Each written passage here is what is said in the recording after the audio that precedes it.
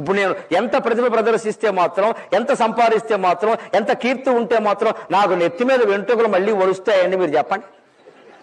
మరి నాకు బాధగానే ఉంది, మరి నాకు బాధగానే ఉంది. ఎప్పుడైనా 10 ఏళ్ల క్రితం ఫోటో చూసుకుంటే కుళ్ళు ఏడుస్తానమ్మా, మీకేం తెలుసు. 97లో నేను సహస్రావధానం చేసినప్పుడు కాకినాడలో ఓ చిత్రకారుడు ఉండి, నాకు మీకు ఏమి ఇయ్యలేనండి సరస్వతి పుత్రుడు, మీకు ఏం బహుమతి ఇస్తాను, మీ బొమ్మ వేశానని బహుమతి ఇచ్చాడమ్మా. నా బొమ్మ వేసి పెద్దది, ఆ రికార్డు ఎంత ఉందో అంత బొమ్మ వేశాడు. ఇప్పటికీ మా ఇంట్లో ఉంది. దాని నిండా జుట్టు ఉంది ఆ బొమ్మకి. వాడు ఉంది, అప్పుడు ఉంది, ఉన్నదే వేశాడు ఆయన. ఇప్పుడు ఏమంటే ఆయన వేడు.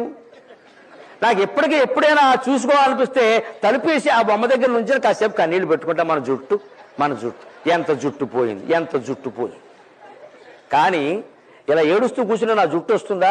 ఇవాళ సరస్వతీదేవి నాకు ప్రత్యక్షం అయితే నాకు బట్టతలు వద్దమ్మా జుట్టి అన్నాను అనుకో, ఆవిడ నాకు అనుగ్రహం మీద జుట్టు ఒకటి ఇచ్చి మొత్తం ఈ పద్యాలన్నీ పట్టుకుపోతే నన్ను పిలుస్తారు మీరు? ఇప్పుడు జుట్టు లేదని ఏడవనా, ఇంత పాండిత్యం ఉందని ఆనందించనా? That is positive thinking. నీకు ఏది ఉందో దానికి సంతోషించు, ఏది లేదో అది లేకపోవడాన్ని అదృష్టంగా భావించు.